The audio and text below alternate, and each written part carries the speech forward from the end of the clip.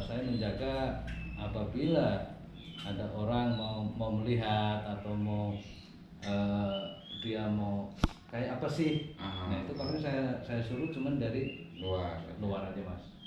Kalau sampai dia ngelongok ke anak ke kandangnya, dalamnya isinya kayak apa, nggak saya kasih.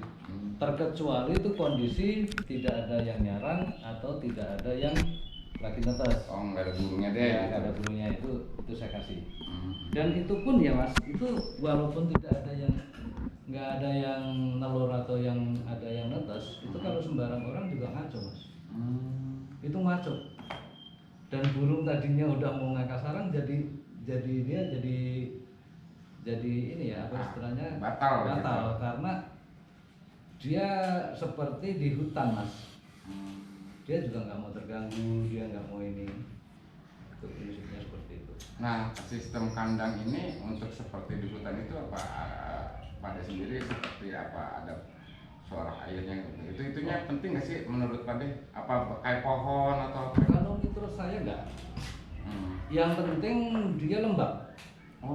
Harus lembab. Kalau enggak bawahnya enggak lembab, jangan berharap itu isi. Karena dia murai sama kacer itu hidupnya di pinggir kalau murai setahu saya ya mas, itu kalau di Aceh atau di Kalimantan atau di mana itu di pinggir danau ya. Dia di tempat-tempat yang agak jemas-jemas. Kalau kacer itu biasanya di kali. Makanya pinggiran sungai gitu ya. Makanya dia nyari tempat yang lembab.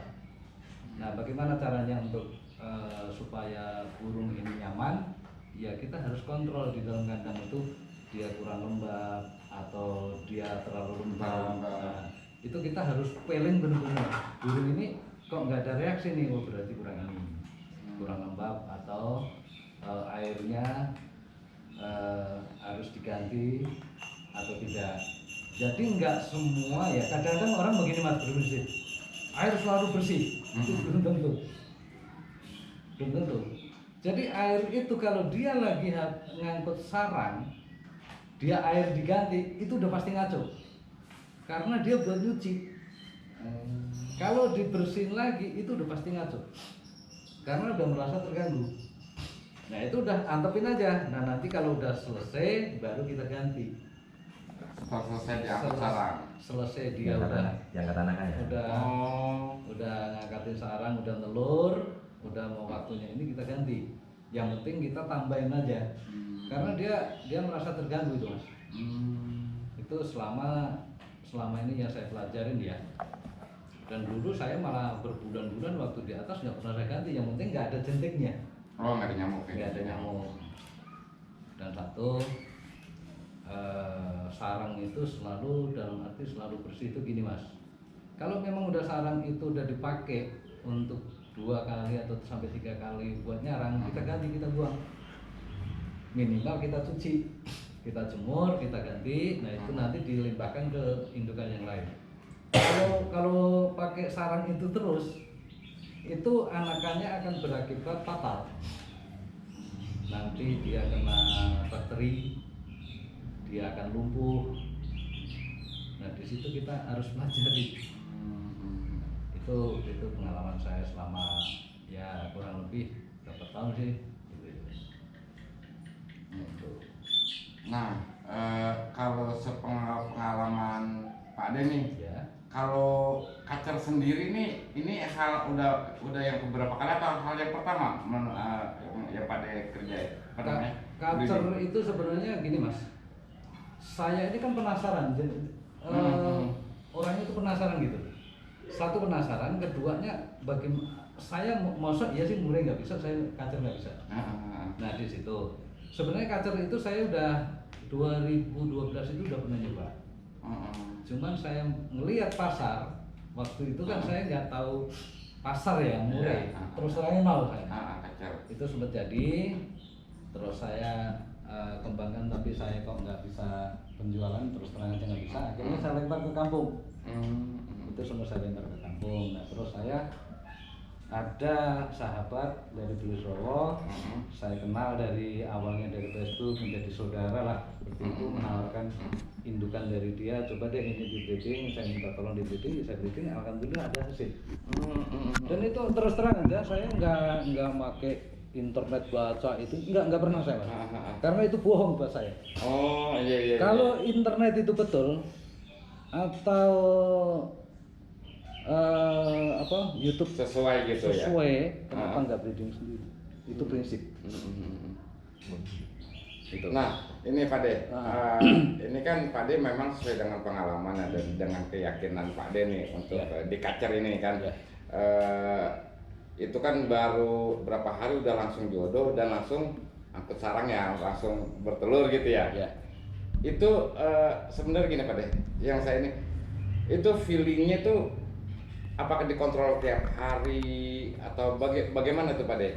Mungkin dari persiapan kandangnya bagaimana? Kalau sistem saya menjodohkan Mas, itu saya tempel kandang kotak sama kandang kotak 1 hari. 1 hari 1 malam. Setelah itu saya masukkan ke kandang minimalis saya sehari semalam. Besok saya pindah, udah kandang besar. Paling saya ngontrol cuman selama 2 jam saya kontrol, udah. Kalau dia udah nggak berantem ya udah, itu udah berarti udah ini. Tapi maaf ya Pak D ini tangannya top. Burung datang dijodohin langsung jodoh loh. Serius.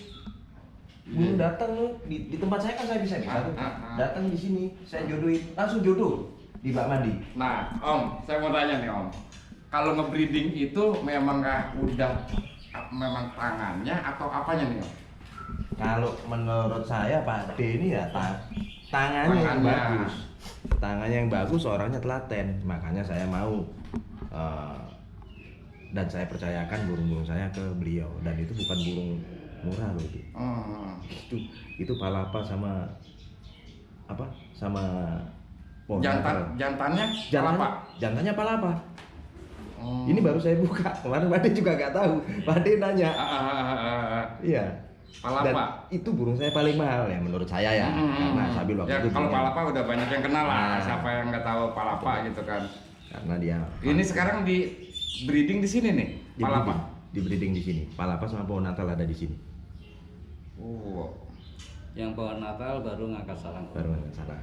Hmm. Tadinya udah sempet telur, cuma saya penasaran akhirnya. Gara-gara di Longo. Yang namanya ngebreeding itu kan kita sambil metode pembelajaran ya, Pak De ya. Ada hal-hal yang baru harus bagaimana ditanganin gitu ya. Saya tertarik nih. Palapa kan memang udah lama kan nggak sering di lapangan nih. Ini kenapa sih yang pengen di breeding Om? Ya dasarnya burung itu memang palapa bagus dulu pelapisnya Sabil ya. Nah dia macet gara-gara ketemu sama Sabil, ketemu satu kandang. Akhirnya kesininya saya pikir burung bagus masa iya saya nggak dapat anakannya. Gitu loh, kerjanya kurang. Sempat saya bawa ke mana? Ambarawa, saya tarik lagi ke sini. Nah, akhirnya saya masukin breeding ini. Gitu. Jadi untuk regenerasi gitu ya. Regenerasi. Ini ringnya mana tadi? Udah saya siapin ring. Oke, itu ring. Ini nanti ada muncul anakan kacer ring Bulusowo sama Bitoto BF. Jadi nanti ringnya kanan kiri. Yang satu lagi Om, itu nanti saya betinanya lagi saya mabungin. Betina kacer nih. Betina kacernya itu saya kasih nama rencong ya. Nah itu nanti jantannya itu akan saya kolaborasi dengan murid. Om, Pak De, kan gini nih Pak De. Ini kan Pak De saya kebetulan meliput langsung dan menyaksikan langsung gitu kan breeding dari kacer ini gitu ya. Ini kan mungkin ada teman-teman yang udah kepengennya gitu ya. Mungkin bisa kasih masukan atau bagaimana biar teman-teman juga kan kemungkinan bisa juga sukses juga kan. Biar gini sih Pak De, kalau saya pribadi kan pengennya kan gini. Kita kan kacer kita kan endemi Indonesia nih, Indonesia. Jangan sampai lah yang di hutan-hutan itu masih di hutan kecil. Kalau makin banyak yang breeding yang sukses, breeding kacer kan makin banyak juga peredaran kacer di kita gitu kan. Sekarang gini Om, kalau masalah breeding itu tergantung niat ya. Artinya keduanya kita ikhlas. Kalau kita ikhlas menjalankan sesuatu itu pasti akan jadi. Itu prinsip.